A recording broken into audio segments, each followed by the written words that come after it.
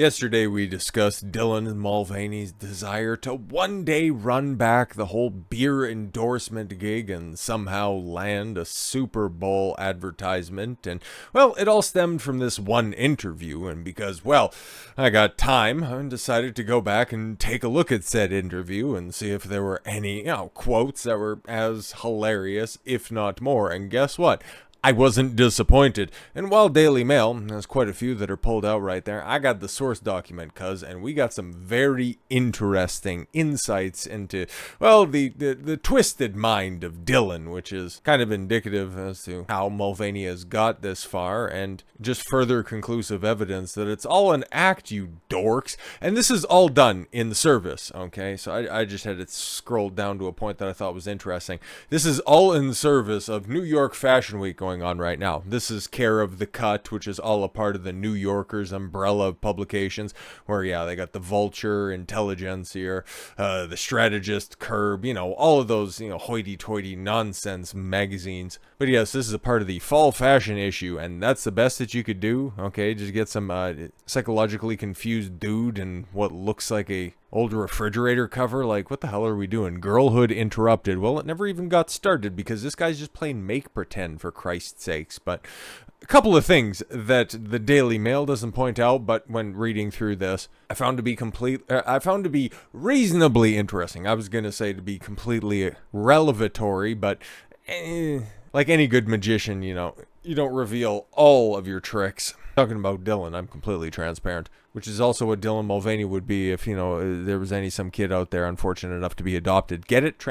Anyways, do you have a vision board? So this is the interviewer asking Dylan, which, of course, man, of course you would be taking life lessons from that hack piece of fiction that every spiritual bitch thinks is a great way to live their life by. The fucking message has done more damage to the women of today than the Kardashians have. I know that's a lofty claim, but if you also read into the text of that nonsense, makes a hell of a lot of sense. But yes, do you have a vision board? She asked me excitingly before leading me to her home office so I can see one she assembled at the beginning of the year. The simple black poster board adorned with images printed out from Google. So yeah, normally, like regular people have like a list of goals they want to accomplish or something like that. But do you have a vision board? Because I read it in A Secret once. There's a photo of Broadway street sign because she loved to star in a musical. Bitch, you already did in a previous life, I guess. Kissy face emoji because she's eager to be kissed as a girl. That's weird incel behavior. And a self-explanatory affirmation: I'm on Dylan time. Fantastic. And there's also photos of her idol, women that she's met. Paris Hilton, real women. Chelsea Handler, Laverne Cox, women she'd like to meet. Yeah, Meghan Markle. Oh my Christ. These are people that, Dylan looks up to in some form or fashion, so it totally makes sense. Somebody only marginally more insufferable than himself, Meghan Markle. And Jill Biden, you interviewed the old man, who's the sitting president, but you want to interview the first lady, Anna Wintour. That one I don't know. And Lady Gaga makes most sense, whom she's not yet met in person, but is constantly you-go-girling in her comments. Oh, so you're just trying to be a desperate reply guy in order to get attention? Oh, that's ridiculous.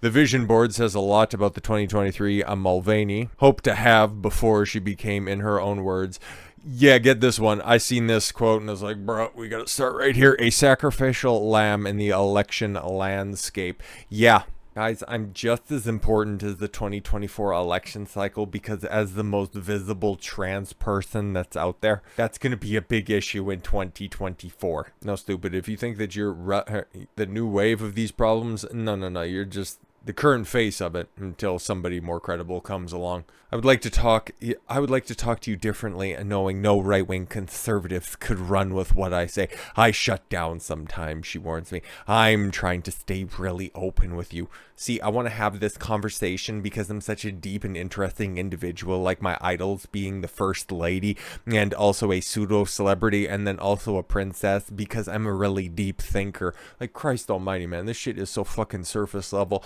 you would think it could be some journalism major's chosen gender identity. That said, I'm always going to be a glass half full person, whether it's beer. See, it's beer, but at the beginning of this, and I saved you guys the introduction, they're drinking champagne, just talking about how great everything is. Or an Aperol Spritz. Oh my god. You probably shake up first and then open 3 inches in front of your face. Who the fuck cares? And then, yeah, running back that weird poll that shows that Dylan Mulvaney is has a higher favorability rating than Ron DeSantis. Oh my god, I think we broke that down and I had to laugh at it because, you know, Ron DeSantis in, you know, the same amount of time that Dylan Mulvaney has made themselves incredibly popular, Ron DeSantis has tanked any goodwill that he's had. But we can go ahead and, you know, lay off old Ronnie D for a second. Well, kind of his entire campaign so far, everybody's kind of cooling off on him. Except for the folks over at the Daily Mail, they do good work. Or, I'm sorry, the Daily Wire, they do good work, right? Then just a couple of more excerpts that are from this because you can go ahead and read this. This is a long old interview, but it's a lot of bitch babble. Despite, or probably because of her occasional cringiness, Mulvaney's TikToks connected with an audience hit 1 million followers on day 23. Yeah, it definitely was an AstroTurf campaign at all. That was probably in on and around the same time that Joe Biden invited Dylan to the White House and probably kicked off because what was that? There was Ulta Beauty, I think, was the makeup brand that ended up sponsoring Dylan for a podcast, and like any chick podcaster, the whole campaign didn't end up running for all that long, and the podcast just ended up sucking. Or did they even do a series, or was it just one? Anyways, as much as it might be negative that you're chasing that feeling for someone that didn't love themselves that much, it was very affirming to be like, maybe there's something about me that's enjoyable enough for these people to hear to be here and stay, she says, as she kept posting. Yeah, exactly, because you got a lot of attention. You were probably getting a whole host of easy money endorsements, which we already know how that goes on that one. So, we'll just catch a recap on this one. Dylan Mulvaney says Bud Light backlash was a wake-up call. Yeah, that your fringe ideology is just that and not the accepted opinion of the vast majority of people. Everybody just looks at you and goes, yeah, okay, you're insane, but however you want to live your life, that's fine. It's just you're not the appropriate person to be advertising for a product that is widely and largely a blue-collar male endeavor, okay? And feels guilty that it had affected a lot more lives than just hers after sales plunged. As she reveals, she now wants to meet Meghan Markle and do a Super Bowl commercial, which we talked about a little bit before. Trans influencer Dylan Mulvaney says that she wants to meet Meghan Markle and Jill Biden, and probably Joe Biden again. It would be the second time for her, but for the first time for Joe. Admitted as she feels guilty over the Bud Light backlash. Oh, we didn't hear about that yesterday, but we did in the interview itself. Mulvaney partnered with the beer brand in April. We know the backlash caused Bud Light's parent company Anheuser-Busch to lose $400 million, and that's just $400 million before the start of the third quarter, so it's going to be very interesting. As the total revenue dropped 10.5% compared to that time last year, Mulvaney now opened up in her next move in the controversial deal after posting a TikTok where she felt scared to leave her house and then has continued to leave her house on a very consistent basis and go on to every red carpet that'll have her, but I'm still scared, guys, trust me. Speaking to the cut, the influencer said, I think this has affected a lot more lives than obviously just mine. I always want to add value to any partnership that I do. Okay, cool. Well, all of that money that you got from Bud Light, which we're not even sure, like it's probably in on and around, mid-level 5 digits. So for all those people that you put out of work, are you going to float them some cash? Because obviously you're getting more opportunities than any of the people that got shit canned because of the opportunity that you got. Are you going to help them out? No, you're just going to play the victim card. Makes sense because, hey, that'll make dollars for you. See, ran that old saying back a different way. Part of me was concerned with my well-being, how to keep myself safe, how to keep myself out of a courtroom, how to keep myself successful. Why would you be in a courtroom? That makes no sense whatsoever. Unless, of course, somebody's going to sue you for being a scam artist that you're not really a chick. And part of me was concerned with being a good person. Again, I felt bad for this, but at the same time, nobody at Anheuser-Busch called me while their entire industry was burning down. It's so weird why nobody was looking after me. She admitted that her TikTok addressing the controversy, which saw major stars call out the company and demand a boycott, had taken 3 months for her to create. Are you fucking... Yo, sitting down there with, a six-pack, cracking one open and going, go enjoy the sports ball, took you 3 months to come up with? Oh my Christ. No wonder you had to pick up on the current cultural trend of becoming trans in order to get any sort of traction. You're a fucking idiot. She'd, despite the retaliation, Mulvaney said that it would be epic to do a beer commercial for the Super Bowl in about 10 years' time when everybody starts accepting trannies. Fucking no, it's not gonna happen. Performer also has a vision board of women she would like to meet to get some pointers how to do it. Yeah, Markle, Jill Biden, and Anna Wintour. I don't know who that is. Probably not somebody I should know who is. Anyways, describes herself as a sacrificial lamb in the election landscape because guess what? Trans issues are the biggest issues. Bitch, nobody fucking cares. You're behind inflation, which is kind of it depends on which surgery you get. Election integrity, the economy, war funding. Like, it's up there when it comes to, social issues, unless, of course, you're an avid follower of Matt Walsh, and then it's just another sign of the satanic overtaking of society, or whatever the fuck, who cares? That dumb motherfucker still thinks that violent video games are the problem of so many things.